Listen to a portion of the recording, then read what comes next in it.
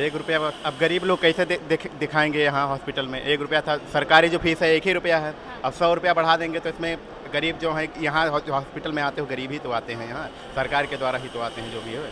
जैसे अपना ये सिटी हॉस्पिटल हो गया जो सरकार के से चलता है, जो वहाँ 1090 चौराहे पे है। अभी हम इतना दूर से आए हैं, अब वहाँ दिक्कत है, अब हम कहाँ जाएंगे बताइए? सरकारी क्यों होता है? सरकार जनता की सेवा के लिए, कमाने के लिए नहीं होता है। जो प्राइवेट होती है वो कमाने के लिए है, लेकिन जो सरकारी चीज़ें हैं वो किसके लिए हैं? जनता के लिए हैं, हमारे लिए, आपके लिए, जो गरीब लोग हैं उनके लिए हैं। लेकिन यहाँ पे ऐसा कर दिया जा रहा है जो मतलब एक यहाँ पे कौन इलाज करे? अमीर लोग बड़े हॉस्पिटल में चले आएंगे, लेकिन जो गरीब तबका वो यहीं आएगा ना, वो प्राइवेट हॉस्पिटल में नहीं आ सकता, वहाँ का पेड नहीं कर सकता। आपको भी पता है प्राइवेट हॉस्पिटल में कितनी महंगाई है। आप वहाँ पे जहाँ पे जो 10 रुपये की दवा मिलती है, 1000 रुपये की दवा वहाँ मिलती है, कहाँ से ले सकता आदमी? तो हर आदमी को प्रॉब्लम होगी यहाँ पे। तो ये सरकार को ध्यान देना चाहिए इस बात पे, और ये फ्री करना चाहिए पूरा स्वास्थ्य सिस्टम। अब दिक्कत तो है ही हो भाई, अब 1 रुपया लेके आवत रहे, पर्चा इलाज हो जात रहा। मेरी बेटी का इलाज हो ही गया, मतलब जाँचे भाई पैसा नहीं लगा, लेकिन अब सुनत है कि लगी पैसा, तो वही बहुत दिमाग टेंशन में हो कि आदमी घर में बैठा हो, कोई रोजगार नहीं है, तो कहाँ से ले आए हम? मैं बस सुबह आई थी। ये मीटिंग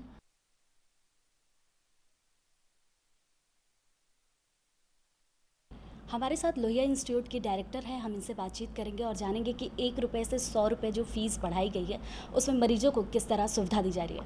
मैम, किस तरह की सुविधा है इसमें? जी, तो ये आपको जैसे जानकारी होगी कि पहले ये लोहिया इंस्टीट्यूट था और मेनली यहाँ पे सुपर स्पेशलिटीज़ थी, और जब यहाँ पे MBBS शुरू हुआ है तब ब्रॉड स्पेशलिटीज़ भी शुरू हो गई थी, जैसे जनरल मेडिसिन है, जनरल सर्जरी है, पीडियाट्रिक्स है, एट्सेट्रा। तो इनकी OPDs सुपर स्पेशलिटी ब्लॉक से ही चलती थी, और उस समय भी 100 रुपये का पर्चा कटता था। तो और OPDs बहुत स्मूथली चलती थी। जब ये लोहिया अस्पताल, जो एक जिसे कहते हैं ना कंबाइंड हॉस्पिटल है, वो जो एक डिस्ट्रिक्ट लेवल का हॉस्पिटल था, वहाँ पे 1 रुपये का पर्चा कटता था, वो 19 में मर्ज हो गया है लोहिया संस्थान के साथ, इंस्टीट्यूट के साथ। और फिर शासन ने निर्देश दिए थे, डायरेक्शंस थे कि 2 साल तक जैसे सिस्टम लोहिया हॉस्पिटल का चल रहा है, 1 रुपये के पर्चे पे वो चलेगा, और 2 साल बाद शासन इस पर निर्णय लेगी कि अब क्या करना है। तो वो 2 साल जब कंप्लीट हो गए तो शासन ने फिर ये निर्णय लिया, क्योंकि अब ये एक लोहिया संस्थान का पार्ट बन गया है, तो एक यूनिफॉर्म सिस्टम रहेगा, और उस यूनिफॉर्म सिस्टम में रजिस्ट्रेशन 100 रुपये का, चूँकि लोहिया संस्थान में है तो वो लोहिया हॉस्पिटल में भी अब 100 रुपये का हो गया है। ये इसका कुछ फ़ायदे भी हैं। एक तो एक यूनिफॉर्म सिस्टम रहेगा, दूसरा है कि ये पर्चा जो है ये 6 महीने तक वैलिड रहेगा। 1 रुपये में तो हर बारी बनाना पड़ता था, ये आप कितनी बार भी दिखाइए, ये अब 6 महीने तक वैलिड रहेगा।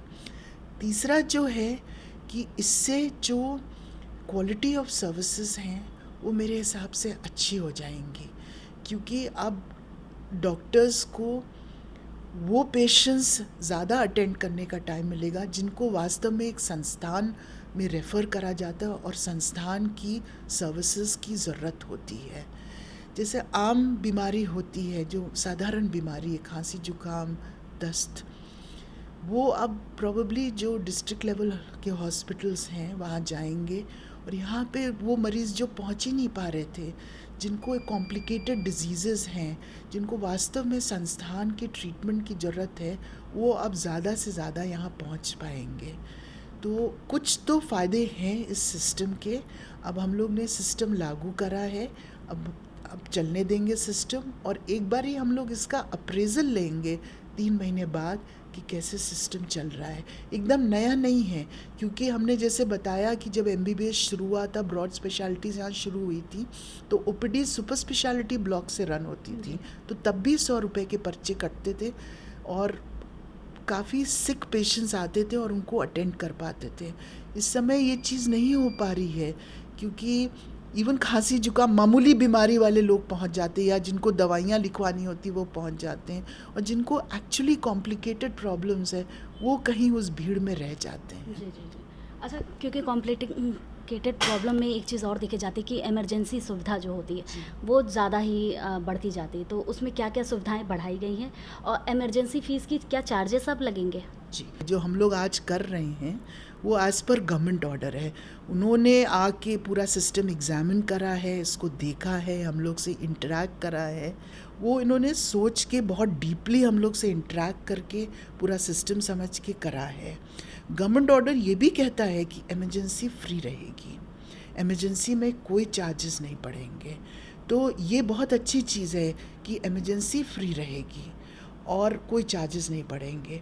जहाँ तक इमरजेंसी में सुविधाएं बढ़ाने में हम लोग की जो कोशिश है, पहली चीज़ जो है कि एक हमने HRF स्टोर फार्मेसी खोली है जो इमरजेंसी में 24 घंटे चलती है, जो एक्सक्लूसिवली इमरजेंसी के लिए है, और वो मैंने खोली है। वो 24 घंटे अब राउंड द क्लॉक काम करती हैं, जिससे जितनी दवाइयाँ इमरजेंसी में अकॉर्डिंग टू द पेशेंट जैसे आ रहे हैं वो उपलब्ध हैं 24 घंटे पे। और जैसे मैंने बताया एज़ पर गवर्नमेंट ऑर्डर ये चार्ज नहीं होंगी ड्रग्स। नंबर 2, हम लोग की पूरी कोशिश अब ये रहेगी कि क्योंकि गायनी इमरजेंसी शिफ्ट कर गई है, वो मातृ और शिशु का जो नया अस्पताल है, हम लोग का सेकंड कैंपस है जो शहीद पथ पे है, तो अब जो इमरजेंसी गायनी की खाली हुई है उसमें हम लोग कोशिश कर रहे हैं 26 बेड्स बढ़ाने की, इमरजेंसी की, जनरल इमरजेंसी की।